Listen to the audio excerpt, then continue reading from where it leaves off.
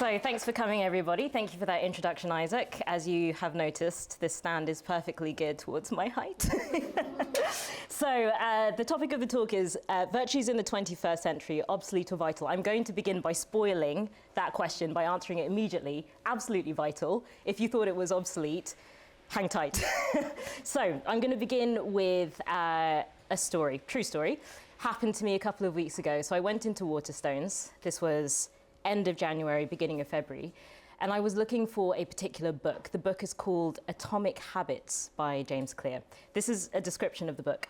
James Clear, author of the book, an expert on habit formation, reveals practical strategies that will teach you how to form good habits, break bad ones, and master the tiny behaviors that lead to remarkable results. Sounds pretty good, hence why I was looking for the book. So I went in, looked for the book, couldn't find it anywhere, and I went to the cashier and asked if they had the book, and he told me that it was sold out. So I couldn't figure out why it was sold out, because it's not completely new. It's been around for 4.5, 5 years, so not totally new, not ancient, should be in stock. Asked the cashier why, and he said, well, it's the end of January, beginning of Feb. This is when everyone is failing their New Year's resolutions. Then he stopped, he looked at me and he was like, I assumed that's why you wanted to buy it. And I was like, how presumptuous and completely correct you are. Put me on the waiting list behind the other 11 people who are waiting for this book to come back into stock. So leading on from this little illustration, I'm now going to indulge in a little bit of mild audience participation. Don't get too excited. Hands up if you made a New Year's resolution this year. Come on. Hands up if you've ever made a New Year's resolution. Okay, much better. We are a very pessimistic crowd, I can see. Sorry, keep your hands up if you've ever made a New Year's resolution in your life. Okay. At this point of the year, shall we say, keep your hands up if at this point of the year, whenever you made that New Year's resolution, you were still keeping to it. Hands up if you were still keeping to it at this point of the year when you made one. It's raining hands. Yeah, okay, there are a few exceedingly persevering people in the audience. Well done. Please tell me your secret later. So the point that I'm trying to illustrate is two things. With the Waterstone story and the New Year's resolution story. Two things about what it is to be human, and this is, I think, a timeless, universal thing about the state of being human. First of all, we all have a sense that we really want to better ourselves somehow, on some level, even if we're talking only kind of physically, if we're talking emotionally, psychologically, all of the above. We have a sense that we want to develop and be better in some way. Hence the New Year's resolutions, because why else would you? Why would you make any kind of resolution? And the second important point that I wanted to illustrate is that we really suck at it. Like we have this desire, right? But how do I get there? How do I better myself? So if you've ever started a New Year's resolution and a month later, you are, like myself, in Waterstones looking for a self-help book to help yourself get over yourself and be better, then, you know, this is part of the human condition. The desire is there, the actual ability to carry through takes a little bit of work, right? So we can all see the needs that we have for what we understand as habits, like good habits. We all see the need for that, for sure, 100%. If not, Atomic Habits wouldn't keep selling out.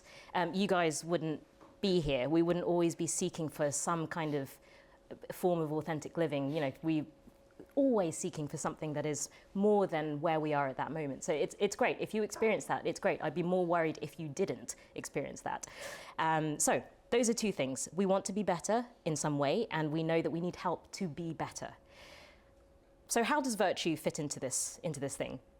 I suppose a good question to ask at this stage is, what is virtue? And in characteristic style, I'm going to answer it slightly backwards by looking at what our immediate modern assumptions of virtue are. Because like with a lot of the things to do with Christian living, actually with Christianity in general, we hear something and we kind of get this like cringe. So I say virtue and I don't know if you get it. And here I am, a free, conscious, practicing Catholic. I hear virtue and I get the cringe. I teach virtue, like, do you know what I mean? And I still get this like, this cringe that comes without me knowing it. So this is very much to do with our modern perception of virtue. So in answering the question, what actually is virtue, I think it's helpful to sort of unpick why we have that reaction to the word virtue. So modern perception of virtue.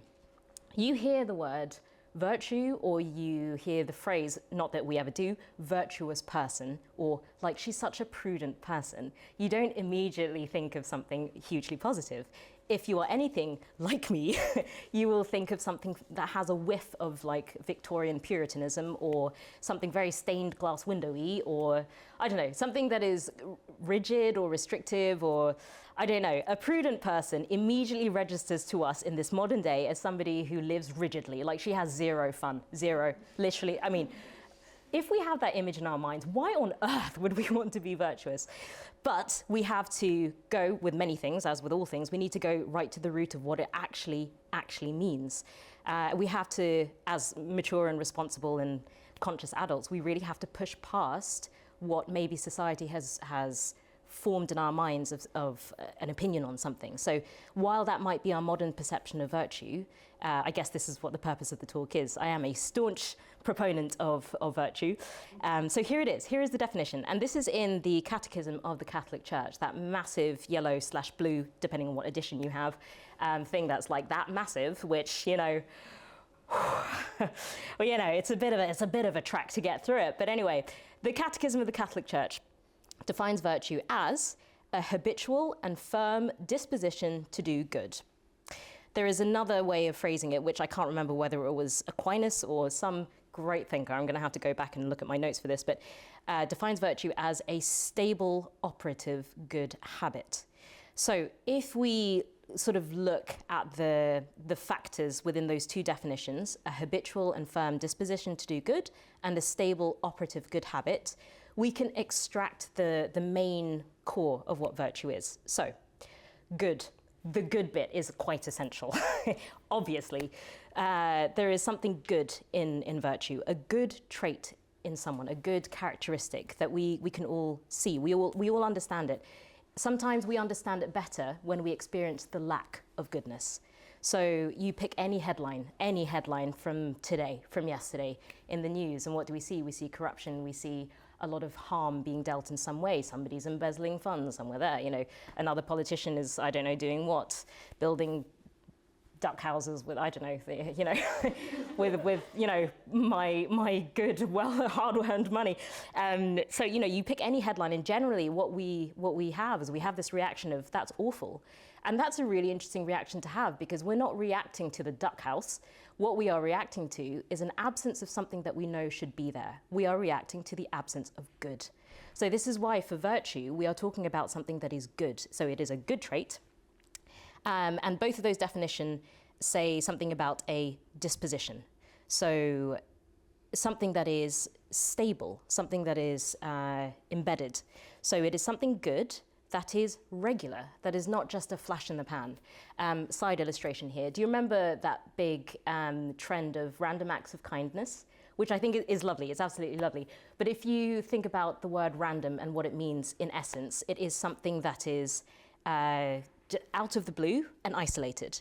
Kindness, by its nature, is not out of the blue and isolated. So somebody can act kindly, it does not necessarily mean that they are kind. If you describe somebody as being kind, you are talking about something that is embedded, something that is regular. So virtue, number one, is good. Number two is regular. It's not a flash in the pan. It's not random. Then the third important point is the stability of this of virtues. So something that is stable and firm, meaning that the person is that thing regardless of circumstance. So again, I think we see it, we come across it every day. Fortunately, I would say we are surrounded by very good people pretty much all of the time if you know where to look for that goodness. But you describe somebody as generous.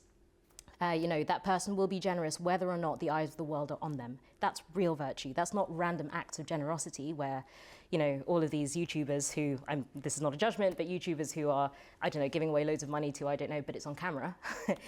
You do sort of question the motivation, the validity, the authenticity of that goodness, right? Because it's a bit like if the cameras were off you, what would you do?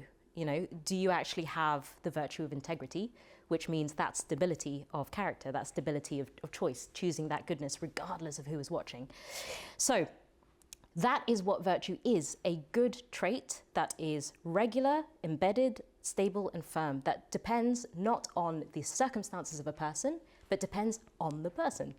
So, side note, this is one of the things that I think is the great wisdoms of the Christian faith and the Catholic faith is that everything is not about doing, even though that's how we experience a lot of faith, because we live in a world of physical, tangible things, we live in a temporal world, right? But actually the most important thing about virtues and about everything else is about being.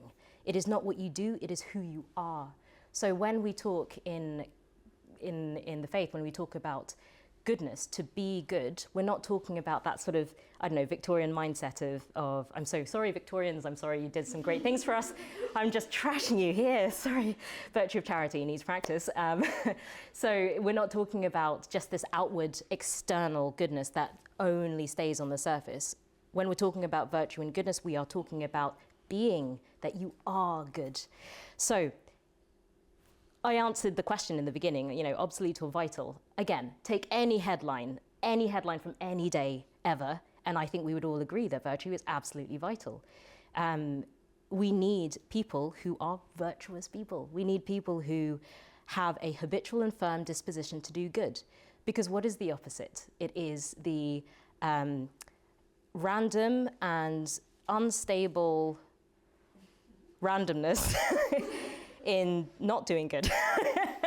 You know, you have this comparison here, the habitual and firm disposition to do good, this conscious, directed living where you are making choices within that kind of, within the craziness of the world that we live in, that you yourself are able to choose to do good, to be good, as opposed to kind of passively floating with the stream of wherever your external circumstances are bringing you.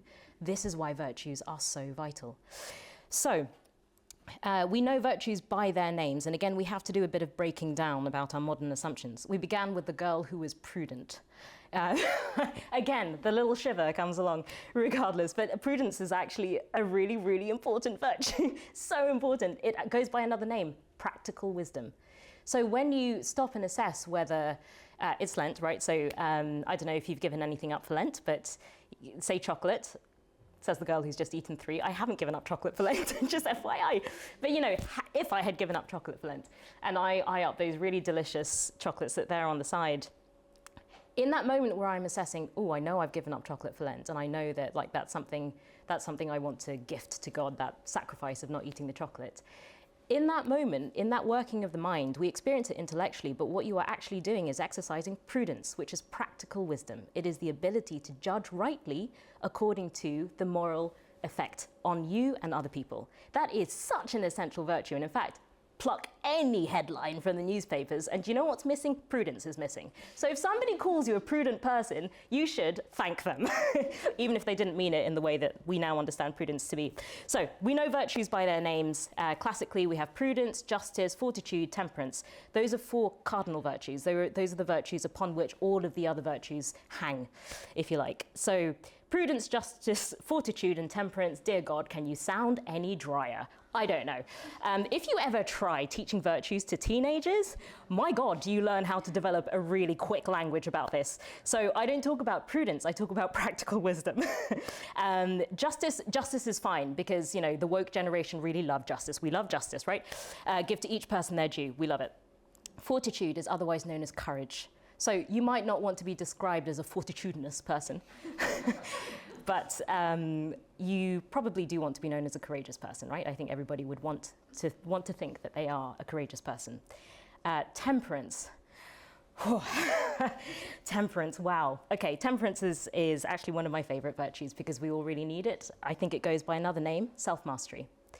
And you know, behind every book about developing good habits is the virtue of temperance, is the virtue of self-mastery. Being able to say no in the short-term temporary in order to say a bigger yes to something that is greater later and much more to do with your being. So, you know, even if you just swap the names of the virtues that we think we know, it actually makes a really big difference.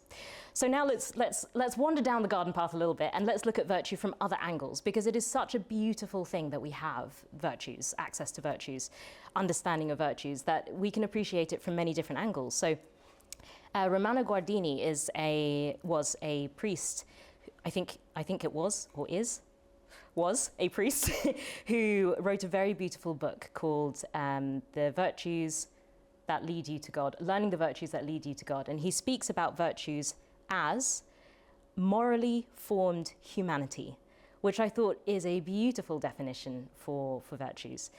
Morally formed humanity. And again, let's go back to this idea of the headlines.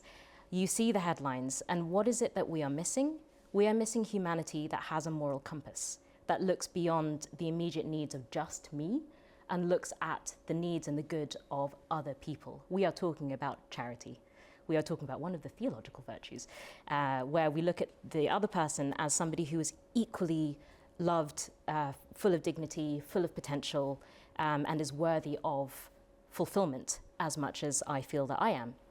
You know, so virtue is morally formed humanity. He also brings in some great examples in films and literature. And he says that heroes in epics know that their task is to conquer chaos.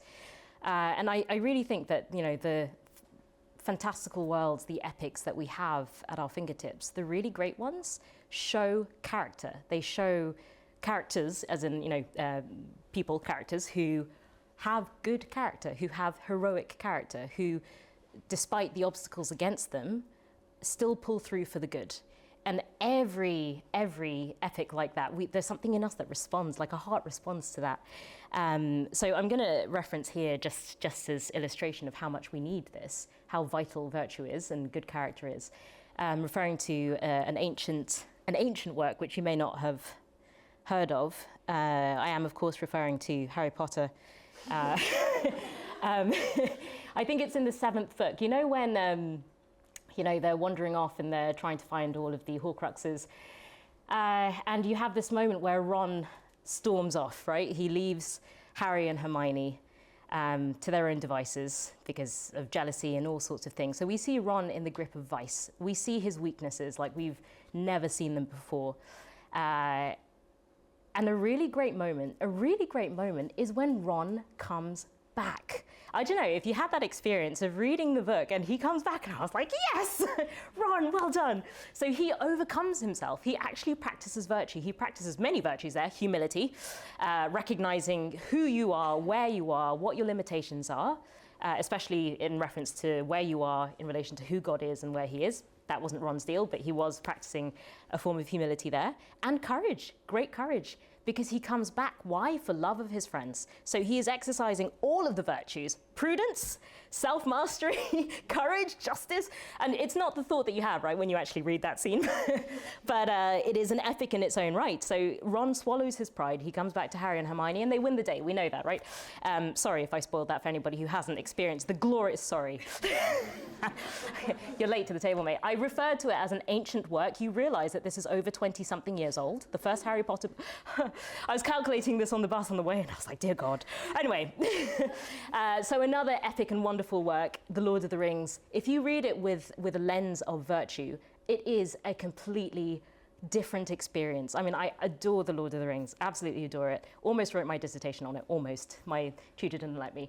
But actually, I would like to refer to a book that's really great if you're interested in this. The author really should give me some money for marketing so hard. But this is On the Shoulders of Hobbits, The Road to Virtue with Tolkien and Lewis. It is beautiful because he basically takes a couple of the cardinal virtues and he introduces situations in which they have been shown by the characters, the impact, the meaning, etc.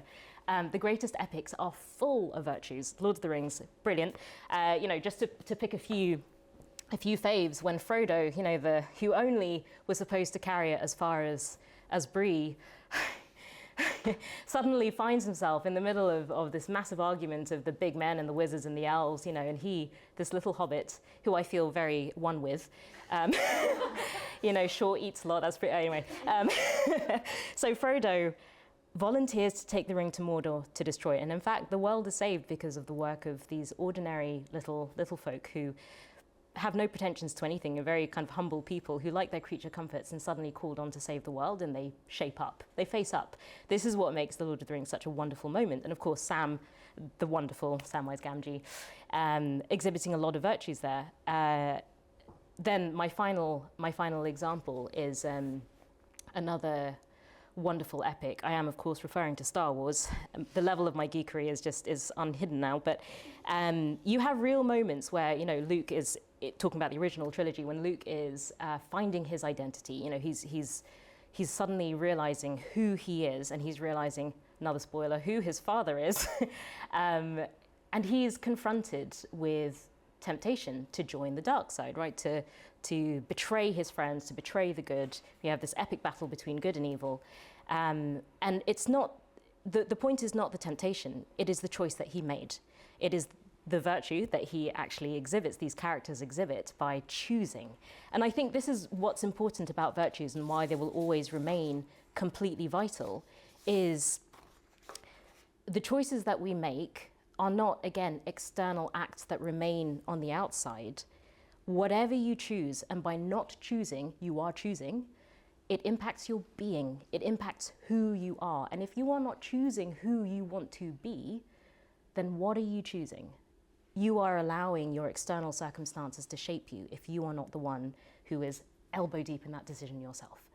So that is why it is vital. Virtues are vital and never obsolete, because they are good.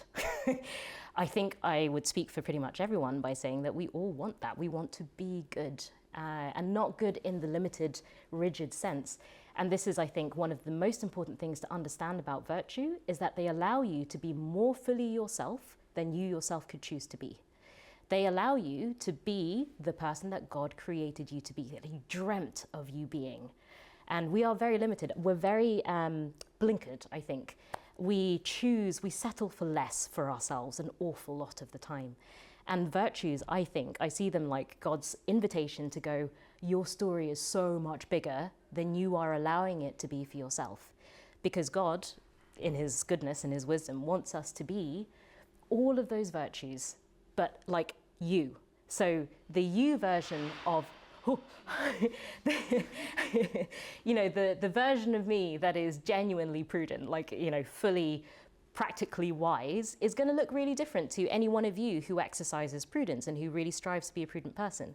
Because God has also given you a really unique being, a really unique personality. And I think one of the things that we fear about virtue is that somehow we think it's going to make me less myself, that I'm going to relinquish my freedom if I choose to be generous, choose to fight to be kind, choose to fight to be more temperate, to be etc., etc. The truth is that we were made to fully live virtue. So if we are not choosing to fully fight to live virtue, then we are the ones putting ourselves into a little limiting box. And God, who loves us so much, His love is of the type that does not allow us to settle for less.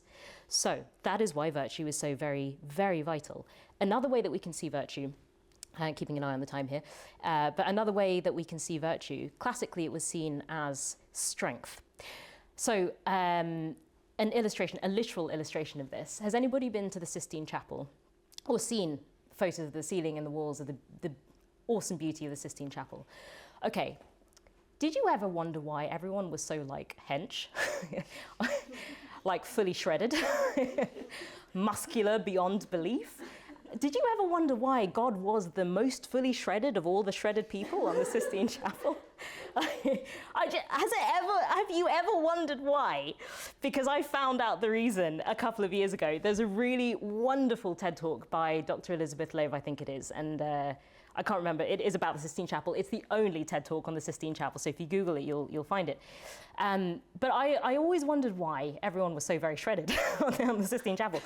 And she makes this beautiful point that Michelangelo, who lived at a time in which virtue was much more a culturally shared knowledge than it is now, and they didn't, the Victorians wouldn't exist for quite a few hundred years, so they didn't have these hang-ups about them. They really understood they really understood virtues as something that was essential to human living, right? Full human living. So how does a visual artist who is going to paint something that is going to be 2D, I mean, he made a great job about making it 3D, but he knew it was going to be trapped in time. How do you portray the beauty and strength of the soul in a painting? How do you capture that? So Dr. Elizabeth Lev basically says that he uses the visuals of external strength, hence the shredded muscles, to symbolize the internal power and strength and health, soul health, of the figures. And that is why it makes sense that God is the most muscular man among them all, because is he not the most soully shredded of us all? Is that not like what we're aiming for? So that is why I just thought it was a really, really interesting depiction, because virtue truly is strength. It is truly health of soul. And I think it's such a cliche thing to say that we're all like looking for happiness. We are, actually, we are. But I want to reframe this in a slightly different way. I think what we are looking for is peace. We are looking for authentic identity. And do you know where that comes from? It comes from a healthy soul. And if we want a healthy soul, virtue is where it's at. We've already covered kind of why. I hope you're joining those dots for yourself. But if we really want to flourish wholly, we have to pay the same attention to our souls, to our beings, as we do our physical selves. We are not divided. We are body and soul. And this is something that is firmly embedded in the teaching of the church. If it were true that we were two separate things, body and soul, then, you know, it kind of wouldn't matter which one you paid attention to, but it really does matter, as we know. Maybe this is a good point here to talk about this idea of happiness and wholeness. So the Greeks had this, a word, I think it was Aristotle perhaps who came up with this one, but they had this idea of flourishing, eudaimonia. And this is another point in which I want to reference another book called Flourish by Martin Seligman. He's the father of positive psychology. And we've stocked it in the bookshop. This is a little shout out to St. Pat's Bookshop. They have stocked it upon my recommendation. So it's not actually about virtue, but I think it does give a really important context for understanding why we will always need it in the 21st century, because we all want to flourish. We, all of us, want to look after ourselves wholly. And I think in the chaos of the 21st century, we see it more than ever, how much we need good input, not just nutritionally for our bodies, but as a side note there, also nutritionally for our souls. Virtue is the nutrition for our souls. For healthy souls, what we need is the living of virtue. So I really recommend that book, Flourish, Martin Seligman. And it's great because it's a holistic vision of happiness that is rooted in being, not doing. Because, I think here, moving on to one of my final sections, is there a difference between good habits, like Atomic Habits? I've got another book here, The Power of Habit by Charles Duhigg, a great book also. So is there a difference between good habit and virtues? Yes, in short, there is actually a really, really big difference. One is about doing and the other is about being. So let's use an example. Somebody takes on let's use giving up chocolates again, because it's there. The chocolates are literally right there in my periphery, tempting me. So let's giving up chocolate, right? Giving up chocolate for Lent. Two people doing the same thing, giving up chocolate for Lent. One is invested in it as a good habit, and the other is invested in it as wanting to practice virtue. Why is there a difference between the two? I think a lot of it is to do with intention and why you're doing it in the first place. How many of us have ever given up something processed or sugary for Lent because we want to use it as a springboard to lose weight? Being perfectly honest, I have. So that's one thing. That's not to say it's a bad thing at all, not at all. And I think we know we need those structures to help us to do things that are good for ourselves. I'm not trashing that at all. That is a good habit, yes, to help us to get into a good habit. But the other person who uses giving up chocolate for Lent as a chance to practice self-mastery. Why? Because I want to be able to say no to myself in order to say yes to other things, big, good things. So in Catholic lingo, we could talk about, offering up that little bite of, no, no, I'm not going to eat that chocolate because I know it is good for me to feel the bite of no chocolate. You could translate that into any other thing, like not spending money on I don't know, a really expensive meal and giving that money instead to a charity. You know, you could swing it different ways, but nobody's going to know what that intention is except you. And it's that really that makes all of the difference. And if we're talking about virtue, and we're talking specifically within Catholic teaching as well, if we want to experience the fullness of virtue, God is pretty important here. God, remember him, the like super shredded guy on the so we are working out the muscles of our soul, of our being, when we are practicing virtue, consciously practicing virtue, because we want to be as full of soul as God has wanted us to be. And that is becoming more like God in the best way possible. And again, that doesn't mean losing your personality or losing your individuality. It actually means honing it. It actually means polishing it so that you are so much more yourself than you could ever be on your own. We need a little help from our friends, and fortunately, God has called us friends. So, you know, God is the biggest fighter in your corner there. So, in summary, what is the difference between a good habit and a virtue? A good habit helps you to gain a good, but a virtue helps you to be good, rooted in your being, stable, firm, habitual disposition to be good for yourself. That means flourishing, peace, contentment, authentic identity, but also it means that you are able to go out to others more. You are able to love others. You are free to love others more because your focus has transferred from the anxiety of trying to be like the optimum version of myself with these diet plans and whatever, which are all great, by the way, not trashing those either.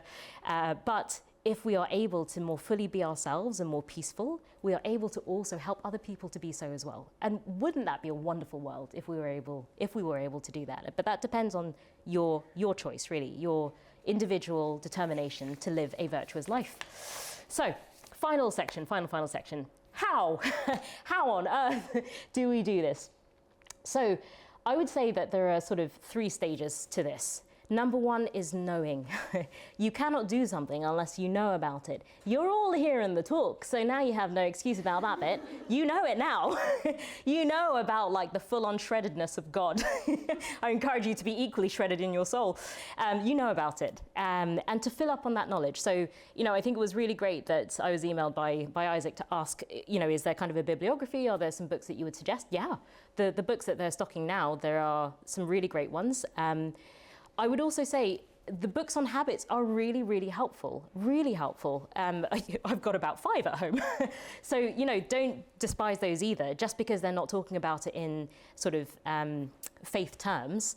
They're like, I would say they're the ground basic. They are full of great common sense, practical wisdom, even if the writers don't quite realize how practical and how wise their writings are. A great place to start. Atomic Habits, Power of Habits, all of those great. Flourish, Martin Seligman. Then the second stage, or maybe it's the one before the first stage, I'm not sure. You've got to decide. You've actually got to commit to a way of living your life. And while that in this commitment-phobic world is a really difficult thing to do, that's on you. That's where the fun stuff happens. Like, that's where the change happens. That's where you decide to fully invest in your own being. And that's a really exciting moment. But you do have to decide, okay, this Lent, I would like to work on the virtue of magnanimity, of generosity, which means that I'm going to be feeling the bite of my kind of sort of lazy, wanting to turn a blind eye to other people's needs. That part of myself, I've got to bring it right out into the open. I've got to look at myself with a clear eye and go, I want to be shredded like God. I want to be, you know, I want to be magnanimous. I want to be generous. And, you know, you go through the motions, which leads me on to number 3, practice. Virtues take work. And they take another virtue, patience, and another one, humility, because we're going to fall a lot of times. So we use the example of, I don't know, playing an instrument. Does anybody play an instrument? Hands up if anyone plays an instrument. Yeah, okay, great. So quite a few people, generally speaking, play an instrument. You can use this example of any art form or education that you want. But if I asked somebody who didn't put their hand up to sit down in front of a piano and play a Chopin etude, they would be like, why? More to the point, how? Why? Because they have never played before, literally never played before. So how are they supposed to play this phenomenally beautiful piece of music? How are they supposed to perform it? How are they supposed to even know? How do they? They begin. They decide to be. They find out who Chopin is. They find out where they can find that music for that etude. They get themselves a good teacher. They decide that they want to do it, and then they start practicing. If you have ever been around anyone who's starting to learn the violin, oh boy. Oh boy, you know, it takes some pain. It inflicts pain upon the player and the people around them. So it is a collective practice of charity, right? Anyway, but eventually you look at these wonderful performers who are masters of their crafts, and they began at some stage in their life. They began as a squeaking away in the corner of their home with their mother going, was it worth it? Was it worth it? Please tell me, was it worth it? And you know, now they are ripping up the world with their beautiful music. So that squeaky violin stage, yeah, everyone has it. Everyone has it with the virtues. You should expect it. I think our society is very perfectionist, so we expect that I should be able to be generous, I should be able to be this, I don't know. And then we really beat ourselves up, right? When we don't get it right perfectly first time. Well, do you know what? Squeaky violin, remember the squeaky violin. Or if you're a gym person, I am not a gym person, I'm a hobbit, remember. So if you're a gym person, like lifting weights takes practice. But the more that you do it and the more regularly that you do it, when you have this goal in mind, I want to be able to lift X amount of kilograms, you begin small, right? You begin realistically and small according to where you are and your left. You play the squeaky violin. You keep going, you apologize to your mother for the squeaky violin, and eventually one day you don't squeak. And it happens almost without you noticing. But a lot of the process is super conscious, and you've got to be very patient.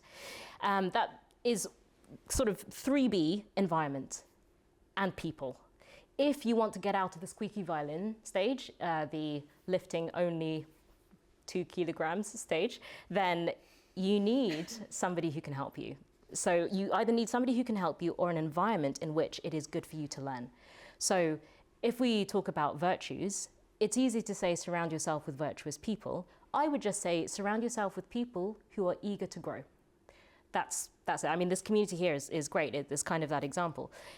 Surround yourself with people who know that there is a bigger story, you know, for their lives.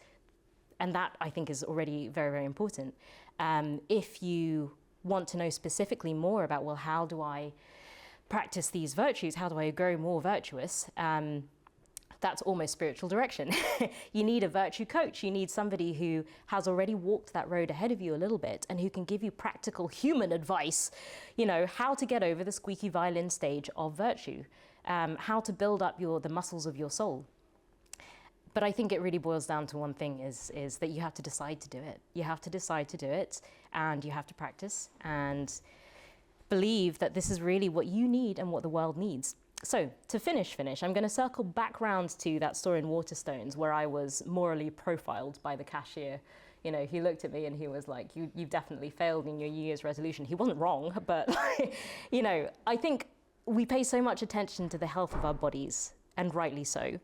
But we need to pay priority attention to the health of your soul, because that is the eternal thing, right? In Christian teaching, we know that this is the thing that continues and the thing from which your real self comes through. So we really need to pay attention to the health of our souls. And virtues are the gift from God that is given to us, which are both the remedy to the ailments of being human, which are not restricted to the 21st century, but you know, they are the remedy to our ailing within the 21st century, but are also the roadmap to our flourishing.